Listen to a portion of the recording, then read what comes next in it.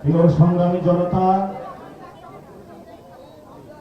খাগড়াছড়ির নারী সমাজ, আলেম সমাজ, বৃদ্ধ জনতা, তরুণ যুবা ছাত্ররা, ব্যবসায়ী ভাইয়েরা, বিভিন্ন প্রান্তিক এরিয়ায় ছড়িয়ে ছিটিয়ে থাকা আমাদের বিভিন্ন জাতিগোষ্ঠীর ভাই এবং বোনেরা, আজকে আপনারা এই রোডের মধ্যে উপস্থিত হয়েছেন। আমরা আপনাদের আমন্ত্রণে এসেছি, আপনাদের দরজায় এসেছি কিছু আহ্বান নিয়ে। তিনটা জিনিস নিয়ে আপনাদের কাছে এসেছি। একটি হলো বাংলাদেশে নতুন কিছু আমরা দিতে চাই, বাংলাদেশে নতুন ভাবে কিছু করতে চাই। এই জন্য আমাদের পুরাতন বন্দোবস্ত থেকে বের হয়ে নিউ একটি সেটেলমেন্টে যেতে হবে। নতুন বন্দোবস্তে যাওয়ার জন্য সমাজের রন্ধ্রে রন্ধ্রে সন্ত্রাস, চাঁদাবাজ, দুর্নীতি, খুন, গুমের যে রাজত্ব কায়েম করেছিল ফ্যাসিস্ট খুনি হাসিনা, সেগুলোকে সরানোর জন্য দল মত নির্বিশেষে ঐক্যবদ্ধ হয়ে আমাদের স্বাস্থ্য ব্যবস্থার সংস্কার করতে হবে, শিক্ষা ব্যবস্থার সংস্কার করতে হবে, বিভিন্ন রাজনীতির যে দলগুলো রয়েছে অর্থনৈতিক কাঠামো সংস্কার করতে হবে, ইলেকশন কমিশনের সংস্কার করতে হবে, আমাদের পুলিশের সংস্কার করতে হবে, সভরেন্টি ফোর্সের সংস্কার করতে হবে, ব্যুরোক্রেসির সংস্কার করতে হবে। যদি আমরা সংস্কার করতে না পারি, তাহলে যে মানুষগুলো আমাদের জন্য রক্ত দিয়েছিল, রাজপথে শহীদ হয়েছিল, তাদের সামনে আমরা গাদ্দার হিসেবে উপস্থিত হব।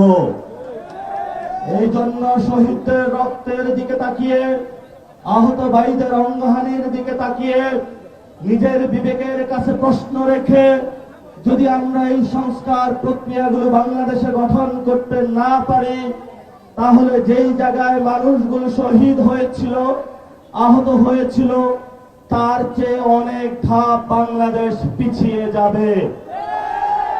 গত 15 বছরে আমাদেরকে উন্নয়নের নামে শুধু কিছু ভেলকিবাজি দেখানো হয়েছে, ডিজিটালের কোরমা খাওয়ানো হয়েছিল, কিন্তু এখন পর্যন্ত এই প্রান্তিক অঞ্চল থেকে শুরু করে খাগড়াছড়ির বাচ্চারা এখন স্কুলে যে পড়াশোনা করতে যাচ্ছে, তাদের কাছে এখানে আমরা এখনো ডিজিটাল সেবা পৌঁছতে দেখি নাই।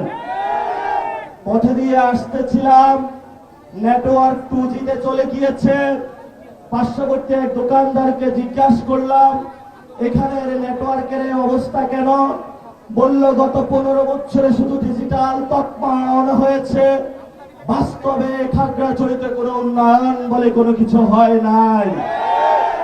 খাগড়াছড়বাসী, আপনারা জানেন বাংলাদেশ যে ক্রান্তিকাল পরিস্থিতির মধ্যে দিয়ে যাচ্ছে, সেইখানে যদি আমরা আওয়ামী লীগের বিচার করতে না পারি, তার দোষরদের বিচার না করতে পারি, তাহলে তারা গোখরা সাপের ন্যায় যেভাবে ফনা তুলেছে, গোপালগঞ্জে আপনারা দেখেছেন, আপনাদের আগামীর যারা সন্তান রয়েছে তাদেরকেও তারা খুন, গুম, হত্যা করতে উদ্যত হবে। আপনার বোনদেরকে রক্ষা করার দায়িত্ব আপনার, আপনার সন্তানকে রক্ষা করার দায়িত্ব আপনার। যদি আপনার সন্তানকে আপনি রক্ষা করতে চান, তাহলে পুরো বাংলাদেশে আমরা যে বিচারের দাবিতে সংগ্রামে অবতীর্ণ হয়েছি, আমাদের সামনে যে ঐক্যবদ্ধ লড়াই রয়েছে, আমাদের সাথে হাতে হাত মিলিয়ে একটি ঐক্যবদ্ধ বাংলাদেশ গঠনের আমরা আহ্বান জানাচ্ছি। আপনি বিএনপি করেন, আপনি জামাত করেন, আপনি বাম রাজনীতি করেন, আপনি এবি পার্টি করেন, আপনি গণ অধিকার করেন, আমরা কোনো বিভেদের দেওয়াল তৈরি করতে চাই না। আমাদের মধ্যে ঐক্যবদ্ধ একটাই শক্তি হবে, তার ভিত্তিমূল হবে মুক্তিযুদ্ধে যে 3টি আকাঙ্ক্ষা আমাদের সামনে এসেছিল, সাম্য, মানবিক মর্যাদা এবং ন্যায় বিচারের ভিত্তিতে আমরা একটি সুন্দর বাংলাদেশ গঠন করতে চাই। এই সুন্দর বাংলাদেশ গঠনে তরুণ যুবা যারা আপনারা বাংলাদেশের পতাকা হাতে দিয়েছেন, আপনাদের সামনে হামলা আসবে, মামলা আসবে, বিভিন্ন জায়গায় ফ্যামিলি থেকে বাধা আসবে, কিন্তু আপনারা শহীদের রক্তে আপনাদের অনুপ্রাণিত হয়ে সকল বাধা, সকল চ্যালেঞ্জ অতিক্রম করে আপনাদের সামনের দিকে চলতে হবে। কারণ আপনার হাতে বাংলাদেশের পতাকা রয়েছে। যদি আপনি পড়ে যান, বাংলাদেশের পতাকা পড়ে যাবে। বাংলাদেশের পতাকা রক্ষার দায়িত্ব আপনার কাছে। আমরা জানি 72 সালে যে একটি নতুন সংবিধান তৈরি করা হয়েছিল, সেই সংবিধানে বিভিন্ন জাতিগোষ্ঠীকে খারিজ করার জন্য সেই সময়কালীন আওয়ামী লীগ মুজিববাদী সরকার এককভাবে একটি দলীয় সংবিধান বানিয়েছিল।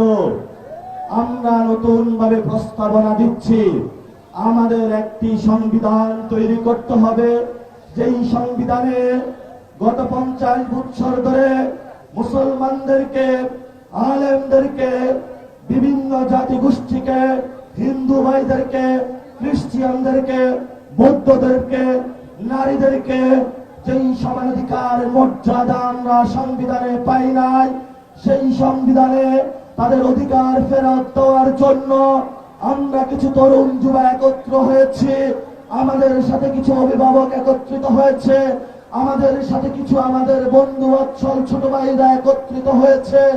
আমরা প্রতিনিয়ত রোদ, বৃষ্টি, ঝড় উপেক্ষা করে বাংলাদেশের মাটি মানুষের কাছে পরতে পরতে ঘুরে বেড়াচ্ছি। খাগড়াছড়িতে এসেছি, আপনাদের দরবারে হাজির হয়েছি। যদি আপনি বাংলাদেশ গঠন করতে চান, যদি আপনি আপনার বোনের অধিকার প্রতিষ্ঠা করতে চান, যদি আপনি আপনার সন্তানের অধিকার প্রতিষ্ঠা করতে চান, তাহলে আপনাদের কাছে আমাদের বিনীত আহ্বান, আপনারা এই লড়াইয়ে যোগ দিন, বাংলাদেশকে রক্ষার নতুন করে শপথ নিন। ইতিমধ্যে আমরা শুনতে পেয়েছি আমাদের ছাত্র ভাইরা মাইলস্টোন কলেজে যারা পড়াশোনা করছে, তাদের উপরে একটি প্রশিক্ষণপ্রাপ্ত বিমান বিধ্বস্ত হয়েছে। আমরা নাগরিক পার্টির পক্ষ থেকে সেখানে ইমিডিয়েট আমাদের রেস্কিউ টিম পাঠিয়েছি, স্বেচ্ছাসেবক টিম পাঠিয়েছি, আমাদের ডক্টর উইং এর যারা আছে তাদেরকে পাঠিয়েছি, শ্রমিক উইং এর যারা আছে তাদেরকে পাঠিয়েছি, যুব উইং এর যারা আছে তাদেরকে পাঠিয়েছি। আমরা বাংলাদেশের সকল দল মত নির্বিশেষে সকল জনতার কাছে আহ্বান রাখবো, আমাদের যখন কোন ইমার্জেন্সি পরিস্থিতি আসে আমরা সবাই ঐক্যবদ্ধভাবে সেটা ট্যাকেল দিতে হবে। যদি আমরা সেই পরিস্থিতি নিয়ন্ত্রণ না করতে পারি, তাহলে বাংলাদেশের ঐক্যবদ্ধভাবে যেভাবে আমরা 5 তারিখে রাজপথে জানান দিয়েছিলাম, আজকে আপনাদের সন্তান মাইলস্টোনে নাই, কিন্তু আপনার কলেজে যে সন্তান পড়াশোনা করে, কালকে যে তার উপরে বিপদ আসবে না, আপনি সেই নিরাপত্তা কিভাবে দিচ্ছেন?